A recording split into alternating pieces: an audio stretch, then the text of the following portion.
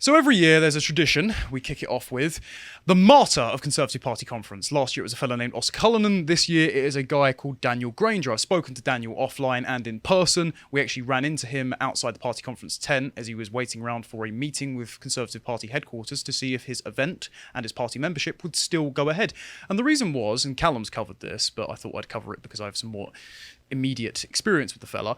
He tweeted out, "Birmingham is a dump." That's it. A purely observable reality. Uncontroversial statement even from Birmingham natives, I'd imagine. Yes, then Byline TV contacted someone close to me who also knew Daniel and put him in touch with the station, who said, "We want to air your side of the story." There were two clips that Byline put out that made them thought that they looked like very honest and integral journalists. And I wanted to cover this just for the Conservatives watching, whether you're part of the party or not, or whether you're in another country, never give an interview with a leftist news outlet because they just hate you and want to smear you. So let's look at the first clip, shall we?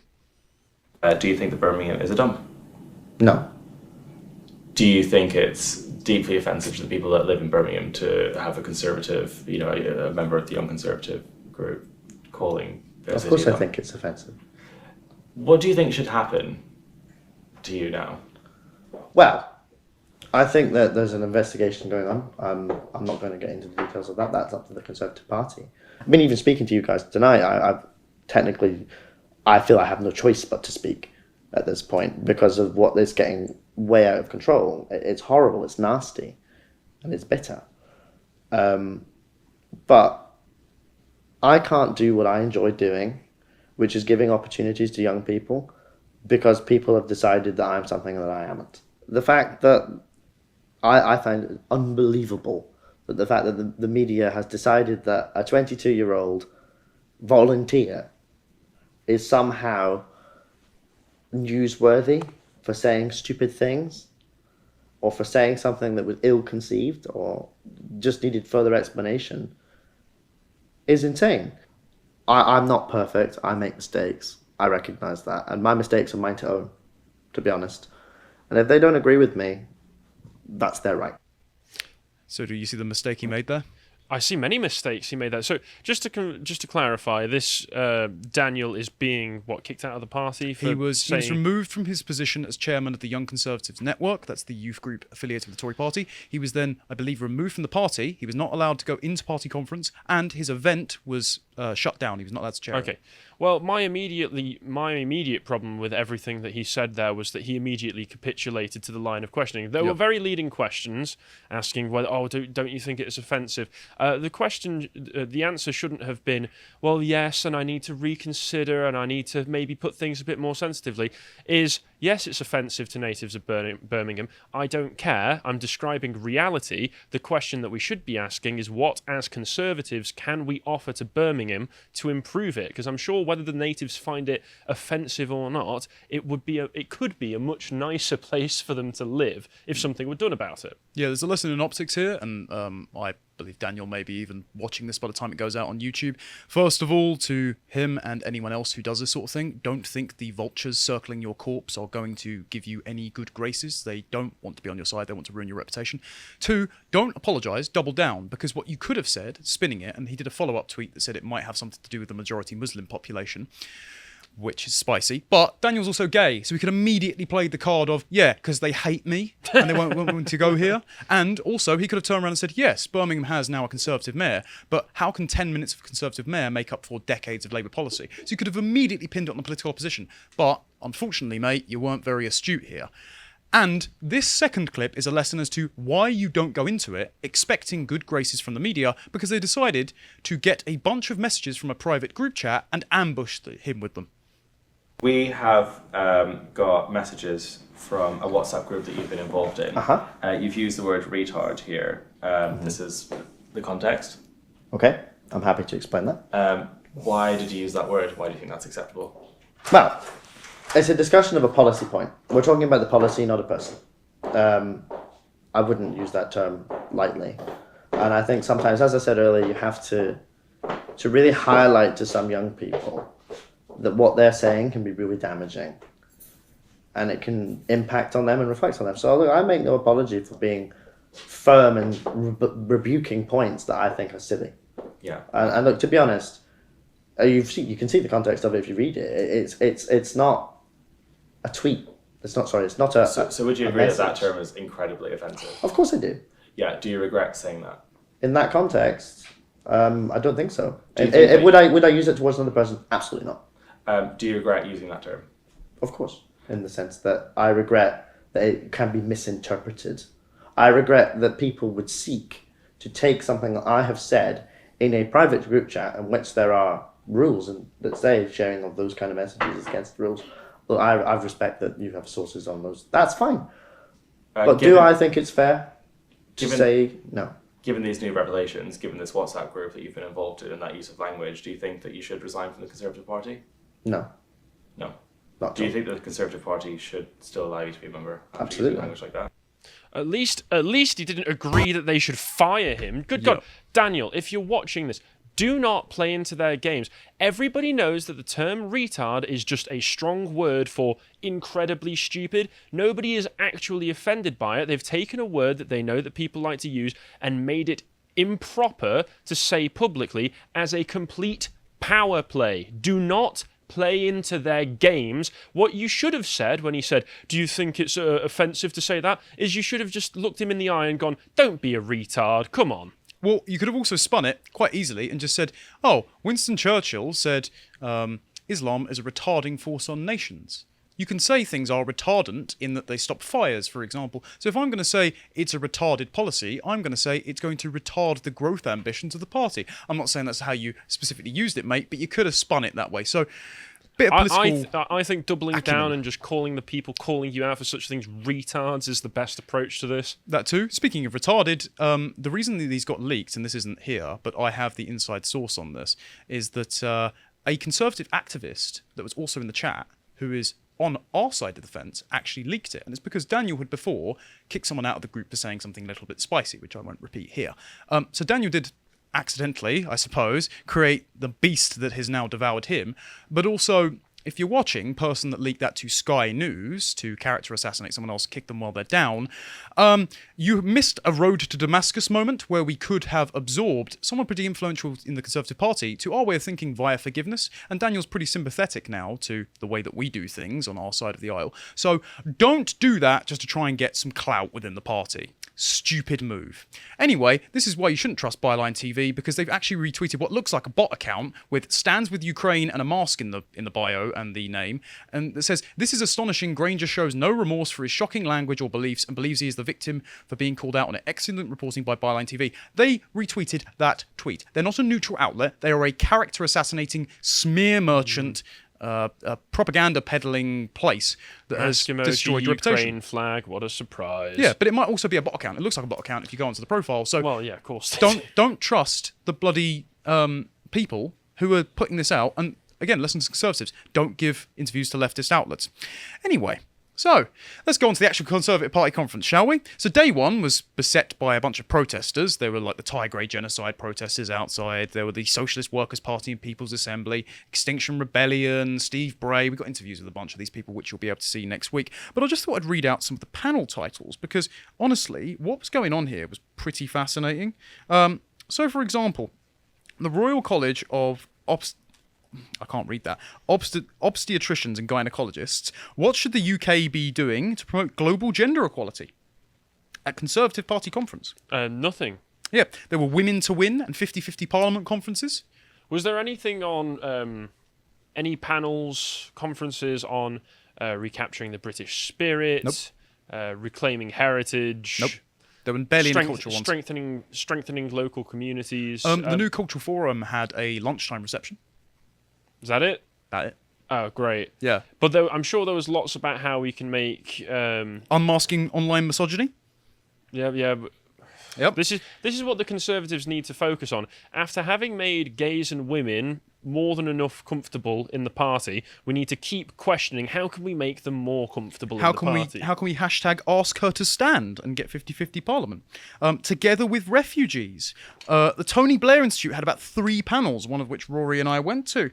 And how was that? Well, I don't want to spoil anything if you've got that up your sleeve. We can discuss some quotes momentarily. There was actually, LGBT plus Conservatives, Am I Safe to Be Me? And on Monday they had a lunchtime reception with Stonewall of all things, they're letting them in. One of my favourite ones. Is Stonewall dead yet? No, they're still being hoping it propped up, and we'll dead. get onto how in a minute by the Is Prime it Minister literally herself. just by the Conservatives at this point? Yep, it is. And the best one was Conservative Environment Network. Climate change and gender, a men-made problem or red meat for culture warriors. Identity politics has seeped into the climate change debate. While climate change and gender inequality are interlinked, is it right to treat climate as a gender issue, or does it risk undermining support? So they're already going with the premonition that men have caused climate change. But, the optics are bad to say that it's a feminist issue. This is the Conservative Party, not one of Callum's Labour Party conference compilations. What are we doing? Although we will have plenty of embarrassing footage from it, I'm sure. We'll have embarrassing footage from both. There was also a Tuesday night Ella Henderson TikTok event that Liz Truss allowed to go ahead despite saying on the campaign trail she was going to ban TikTok. Which one's Ella Henderson? Ella Henderson's a singer. Another pop group person. And then the Tony Blair Institute that we went to, there's some really interesting quotes. They were talking to some focus groups who basically said we don't want Ukraine because it's making us cold. So there were some quotes like, the sooner the Tories drop the growth plan, the better. Conservatives need to seek other answers on immigration on the NHS, but not reducing them or scrapping them. They were actively advising Keir Starmer to, quote, think about what his radical agenda is. Quote, we saw some Corbyn praise in these focus groups because he stood for something, so Labour needs to think about how they're going to be radical as well.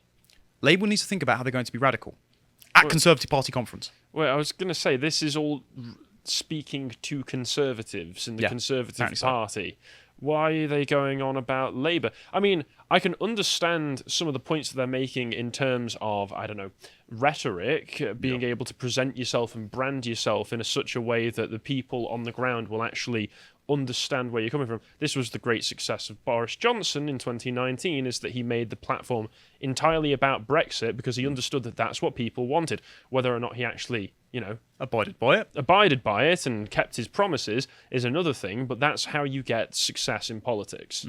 And then they also argued that levelling up is redistribution. So there was actually a panel there that said, what does levelling up even mean? That's 2 years after they started using the phrase. So they're now allowing the left to define levelling up within their own conference. It's like knowing mould is behind the fridge and just pushing the fridge back anyway. Why are you giving these people a platform? I mean, once again, these are excellent points because these are points that the enemy are absolutely demolishing you on. If they're saying, what does levelling up mean anyway? That's a good question. I've looked into levelling up online. I've still no idea what it means, other than general and incredibly vague infrastructure improvements or local community strengthening. And it's like, okay, but what is that? What does that mean? I'm sure the multiple panels from the Centre for Social Justice at Conservative Party Conference will be able to tell you, Harry.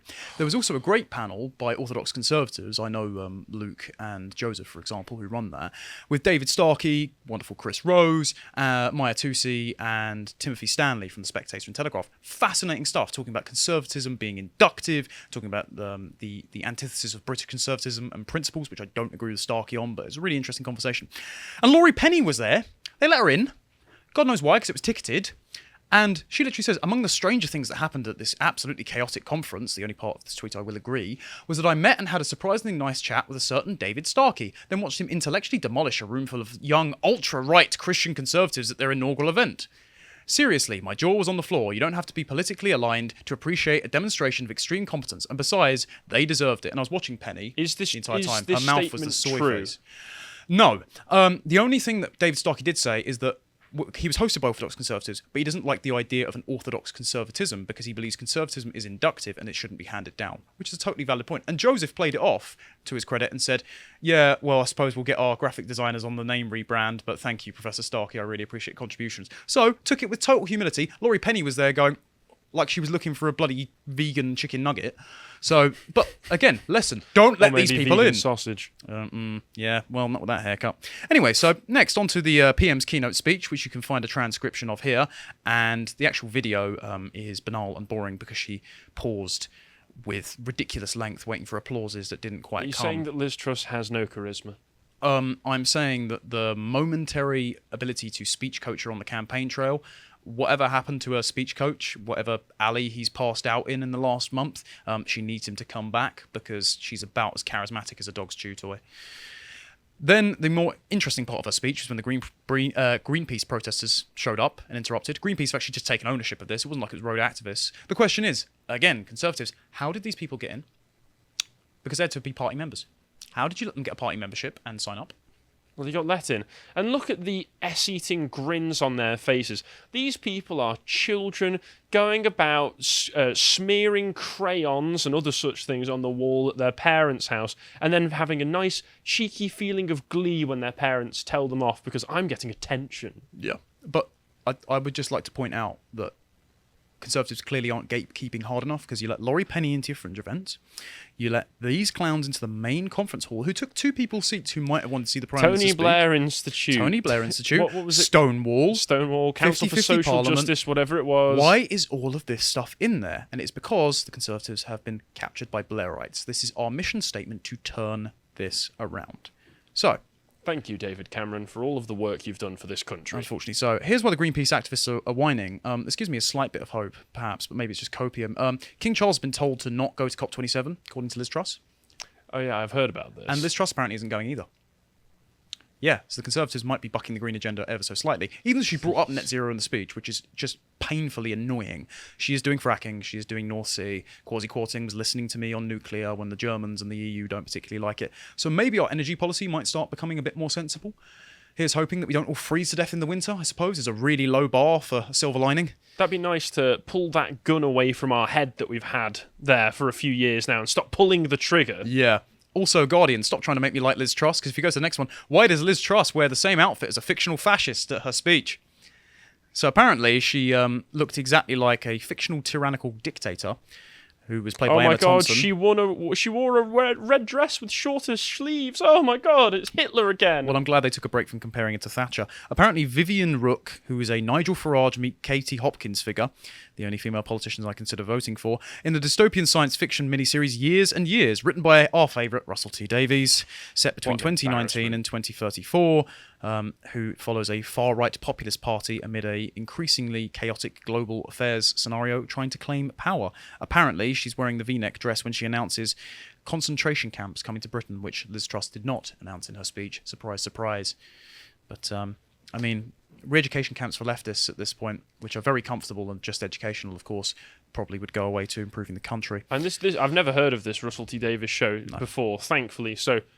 thank you for introducing me to this knowledge. But this seems to be a summation of that old meme on Twitter that says half of every tweet on this website is people making up a boogeyman in their head and becoming very angry that boogeyman exists even though it doesn't. And this just seems like another example of this. Russell T Davies comes up with his ideal evil dictator for England and then goes, oh look, it looks just like all the Tories. Yeah, it's a bicycle spokes meme of sticking the stick in your own wheel and going, why would Liz Truss do this? There's also the farcical idea that Liz Truss is far right.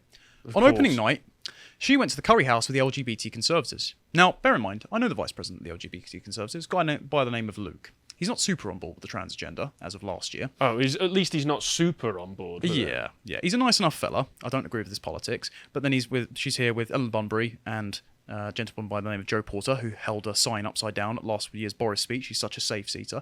The problem is, last year at the LGBT Cons event, as we reported on, because I was actually the one that gave Callum the sources at the time, little Lotus Eater's Easter egg there, Eleanor thanked Stonewall and Mermaids for buying the booze at last year's event. Now, curiously, they've dropped the Mermaids partnership because Mermaids being investigated for child abuse. So again, Conservatives, please gatekeep the organisations and the company with which you keep. Because even if the LGBT cons magically became more conservative overnight, you are still stained with the brush of associating with literal child abusers. Why don't you not do that, please? Yeah, not great. Let's look at how conservative the LGBT cons event is, shall we? When you were so in love with me, I played around like I was free. Thought I could have a come in it too, and how I cried over losing you. That doesn't sound like any woman I've heard before. No, well, I'm sure he's just stunning and brave. But this was the Tuesday night final send-off party. This was the official send-off party for that, and Liz Truss went to it last year, so she's validating it. I suppose he wasn't leading any kids along while holding their hand while he was singing. So, that's the conservative element sorted out. I'm sure the Drag Queen Story Hour was just the after party.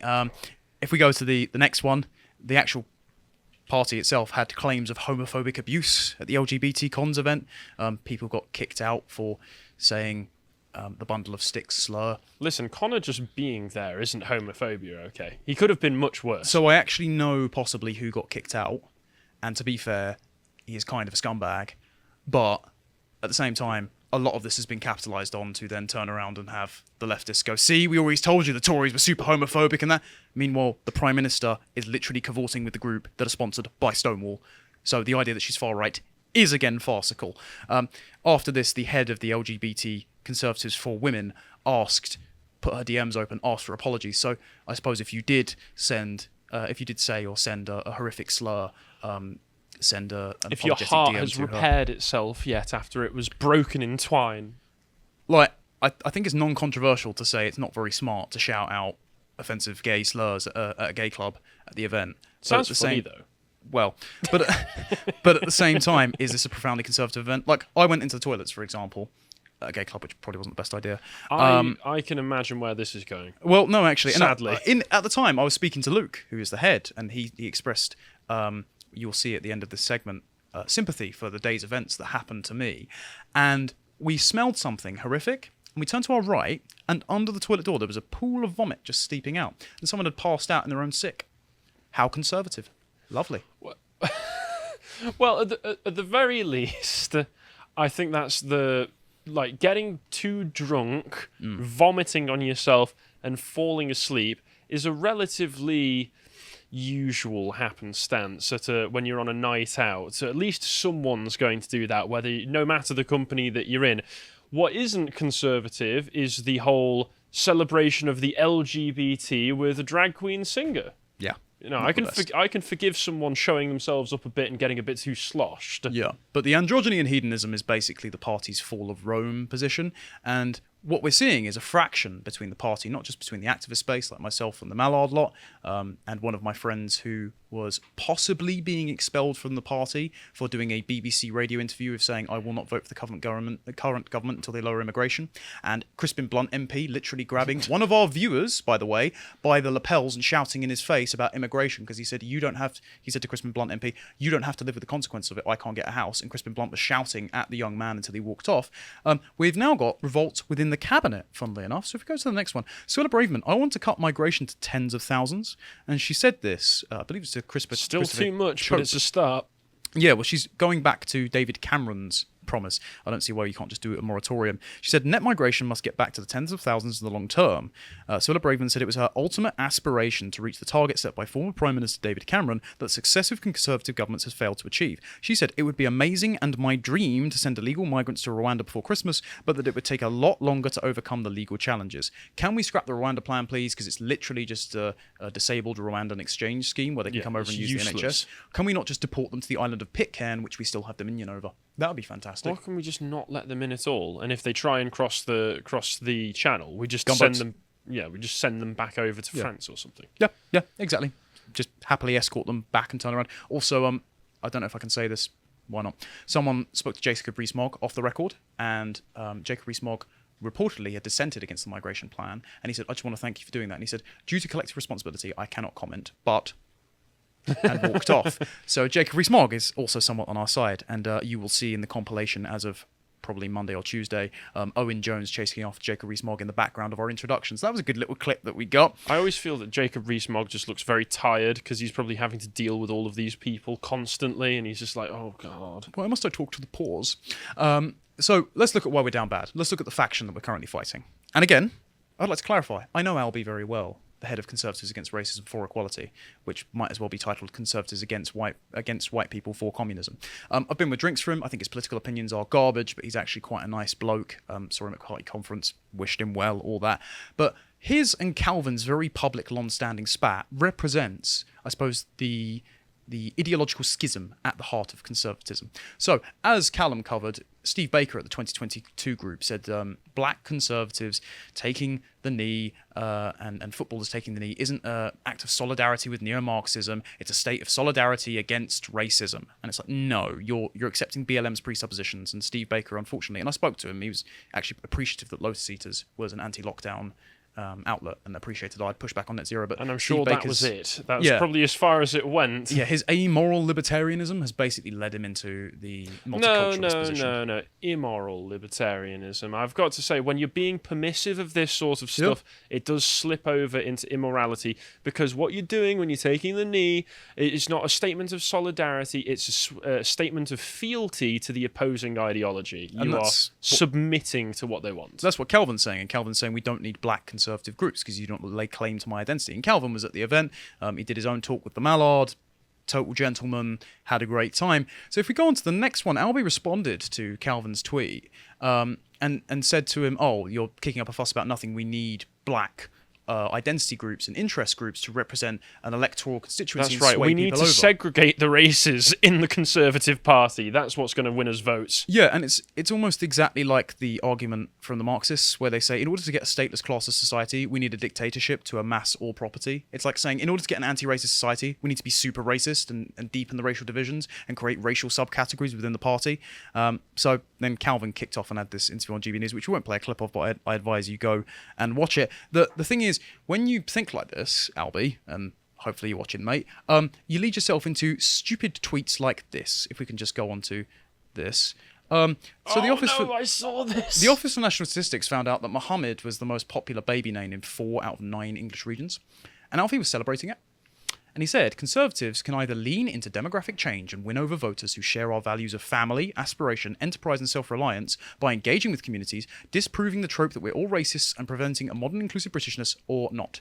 Okay, if you make a tent so broad, the polls will collapse. And unfortunately, the Muslim world does not agree with you on the values of family, because they, including you, would throw gay people off of roofs and also commit female genital mutilation. So they're not much in the way of the traditional family or a peaceful family life. Aspiration, enterprise and self-reliance, check the Muslim world's irrigation systems or their roads or anything like that. They don't have much of the Protestant work ethic. And by engaging with communities, they're not communities, they're satellite states within the countries.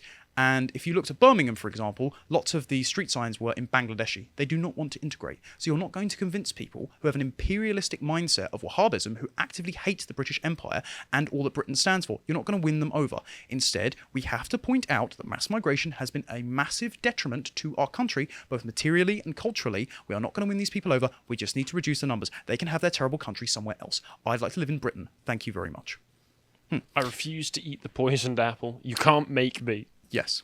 So if we go just on to the next one, LGBT cons also came in against Calvin. This was Luke. I like Luke, but this is, again, silly. Why are you friends with all of these people, Connor? Because they're making me question things. Your judgment is on trial here. They're nice people, and I'm a Christian, so I believe in forgiveness. They'll get there. Calvin, there is a nation ideology in politics that our immutable characteristics like sexuality should define who we are and what we believe. It believes the UK is carved into victims and oppressors. It robs us of our agency. We can fight it through these organisations. No, you cannot. If you create organisations based entirely on those immutable characteristics, you are singing from the left's hymn sheet. Instead, make it a subordinate part of your identity and not an involuntarily politicised part of your identity, and just propose sensible policies that allow us to live in peace. That would be wonderful. Sorry, this is the cuties reasoning. Oh, we must fight child sexual exploitation by making a film in which we exploit child sexual exploitation. Yeah. So the lesson there is to break free the managerial paradigm. The Conservatives were not doing that. Their bubble will be electorally massively burst, and their complete inability to match up sudden populist rhetoric, like being pro-free speech, to reality, is why you result in instances like this. We'll finish with this, shall we? Just on to the next tweet. Yeah. Outside Conservative Party conference, I was threatened to be arrested for a public order offence because I said our mutual most hated LGBT plus scholar, the foremother of queer theory, Gail Rubin, was insidious. And I said the word insidious. A copper marched over and started shouting at me and said he will arrest me if I keep talking. We have the full footage. Thankful to Rory, our wonderful cameraman.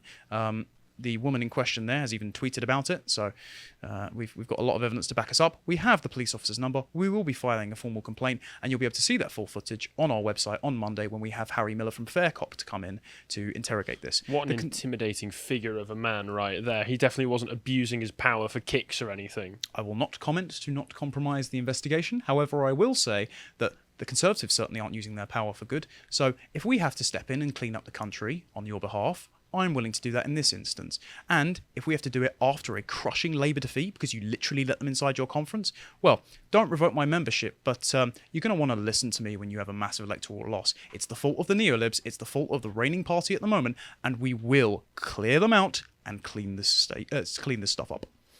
If you appreciated that segment from the podcast of the Lotus Eaters, you can go to lotuseaters.com to get access to all the premium content we have on the site, such as the Epoch series, this one on William the Conqueror Part 2, the Battle of Hastings. You want to find out what else we're putting out? You can follow us on Getter at lotuseaters_com on Getter. Thank you and goodbye.